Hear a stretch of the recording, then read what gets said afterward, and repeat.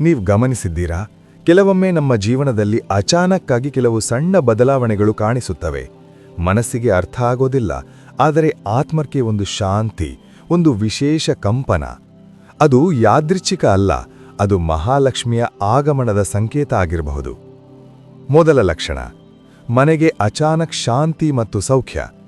ಹಿಂದೆ ಎಷ್ಟು ಗಲಾಟೆ, ಒತ್ತಡ, ಕಳವಳ ಇದ್ದರೂ ಒಂದು ದಿನ ಅಚಾನಕ್ ಮನೆ ತುಂಬಾ ಶಾಂತವಾಗಿರುತ್ತೆ. ಮಾತು ಕಡಿಮೆ, ಮನಸ್ಸು ಹಗುರ, ಕುಟುಂಬದಲ್ಲಿ ಒಗ್ಗಟ್ಟು ಹೆಚ್ಚಾಗುತ್ತೆ. ಇದು ಸಾಮಾನ್ಯ ಅಲ್ಲ, ಇದು ಮಹಾಲಕ್ಷ್ಮೀ ದೇವಿಯ ಸಾನ್ನಿಧ್ಯ ಆರಂಭವಾದ ಮೊದಲ ಸೂಚನೆ. ಎರಡನೇ ಲಕ್ಷಣ, ಅಪ್ರತೀಕ್ಷಿತ ಹಣ ಅಥವಾ ಅವಕಾಶಗಳು. ನೀವು ನಿರೀಕ್ಷೆ ಮಾಡದಿದ್ದರೂ ಹಣ ಬರೋದು, ಹೊಸ ಕೆಲಸದ ಅವಕಾಶ ಸಿಗೋದು ಅಥವಾ ಸಣ್ಣ ಪ್ರಯತ್ನಕ್ಕೂ ದೊಡ್ಡ ಫಲ ಸಿಗೋದು. ಈ ಸಮಯದಲ್ಲಿ ಯಾಕೆ ಇಷ್ಟು ಸುಲಭವಾಗಿ ಆಗ್ತಾ ಇದೆ ಅನ್ನೋ ಪ್ರಶ್ನೆ ಬರುತ್ತೆ. ಇದು ನಿಮ್ಮ ಶ್ರಮದ ಫಲ ಮಾತ್ರ ಅಲ್ಲ, ಮಹಾಲಕ್ಷ್ಮಿಯ ಕೃಪೆಯ ಚಿಹ್ನೆ. ಮೂರನೇ ಲಕ್ಷಣ, ಪೂಜೆ ಮಾಡುವ ಆಸಕ್ತಿ ಹೆಚ್ಚಾಗುವುದು. ಹಿಂದೆ ಅಷ್ಟು ಭಕ್ತಿ ಇರಲಿಲ್ಲ ಅಂದ್ರೆ ಈಗ ಅಚಾನಕ್ ದೇವರ ಮುಂದೆ ಕೂತು ಜಪ ಮಾಡಬೇಕು ಅನ್ನಿಸುವುದು, ದೀಪ ಹಚ್ಚಬೇಕು ಅನ್ನಿಸುವುದು, ದೇವಸ್ಥಾನಕ್ಕೆ ಹೋಗಬೇಕು ಅನ್ನಿಸುವುದು. ಈ ಆಕರ್ಷಣೆ ನಿಮ್ಮ ಮನಸ್ಸಿನಿಂದ ಅಲ್ಲ, ದೇವಿಯ ಕರೆಯಾಗಿದೆ. ಈ ಮೂರು ಲಕ್ಷಣಗಳು ನಿಮ್ಮ ಜೀವನದಲ್ಲಿ ಕಾಣಿಸಿದರೆ ಅರ್ಥ ಮಾಡಿಕೊಳ್ಳಿ, ಮಹಾಲಕ್ಷ್ಮಿ ನಿಮ್ಮ ಮನೆಗೆ ಪ್ರವೇಶ ಮಾಡ್ತಾ ಇದ್ದಾಳೆ. ಆದರೆ ಗಮನವಿರಲಿ, ಈ ಸಮಯದಲ್ಲಿ ನಿಮ್ಮ ಮನಸ್ಸು ಶುದ್ಧವಾಗಿರಬೇಕು, ಮನೆ ಸ್ವಚ್ಛವಾಗಿರಬೇಕು ಮತ್ತು ಇತರರಿಗೆ ಸಹಾಯ ಮಾಡುವ ಹೃದಯ ಇರಬೇಕು. ಯಾಕೆಂದ್ರೆ ಮಹಾಲಕ್ಷ್ಮಿ ಶುದ್ಧತೆ ಮತ್ತು ಸದ್ಭಾವನೆ ಇರುವ ಜಾಗದಲ್ಲೇ ನೆಲೆಸುತ್ತಾಳೆ. ನಿಮ್ಮ ಜೀವನದಲ್ಲಿ ಈ ಲಕ್ಷಣಗಳು ಕಾಣಿಸುತ್ತಿದೆಯಾ? ಕಮೆಂಟ್ ಮಾಡಿ ಲಕ್ಷ್ಮೀ ಕಟಾಕ್ಷ ಅಂತ ಬರೆಯಿರಿ. ಆದ್ರೆ ಇಲ್ಲಿ ಒಂದು ರಹಸ್ಯ ಇದೆ. ಎಲ್ಲರಿಗೂ ಈ ಲಕ್ಷಣಗಳು ಕಾಣಿಸೋದಿಲ್ಲ. ಕೆಲವರು ಮಾತ್ರ ಈ ದೈವಿಕ ಅನುಭವವನ್ನು ಪಡೆಯುತ್ತಾರೆ. ಯಾಕೆ ಗೊತ್ತಾ?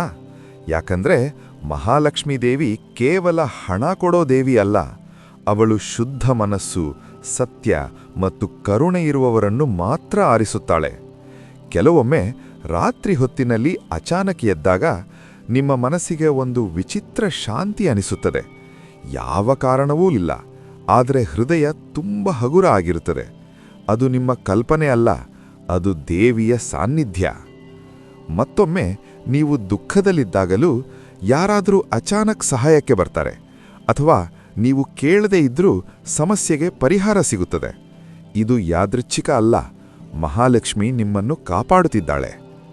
ಇನ್ನೊಂದು ಗಂಭೀರ ಸಂಕೇತ, ನಿಮ್ಮ ಮನೆಗೆ ನಕಾರಾತ್ಮಕ ಶಕ್ತಿ ಕಡಿಮೆಯಾಗುತ್ತದೆ. ಹಿಂದೆ ಇದ್ದ ಅಶಾಂತಿ, ಜಗಳ, ದುಃಖ ಆಲ್ ಸ್ಲೋಲಿ ಡಿಸಪಿಯರ್. ಅದಕ್ಕೆ ಬದಲಾಗಿ ಸಂತೋಷ, ನೆಮ್ಮದಿ ಮತ್ತು ಆಶೆ ತುಂಬುತ್ತದೆ. ಆದರೆ ಇಲ್ಲಿ ಹೆಚ್ಚು ಜನ ತಪ್ಪು ಮಾಡ್ತಾರೆ. ಈ ಸಂಕೇತಗಳು ಕಾಣಿಸಿದಾಗ ಅಹಂಕಾರ ಬರುತ್ತದೆ. ನನಗೆ ಅದೃಷ್ಟ ಬಂದಿದೆ ಅಂತ ಭಾವಿಸ್ತಾರೆ. ಅಲ್ಲ, ಅದು ನಿಮ್ಮ ಅದೃಷ್ಟ ಅಲ್ಲ, ಅದು ದೇವಿಯ ಕೃಪೆ.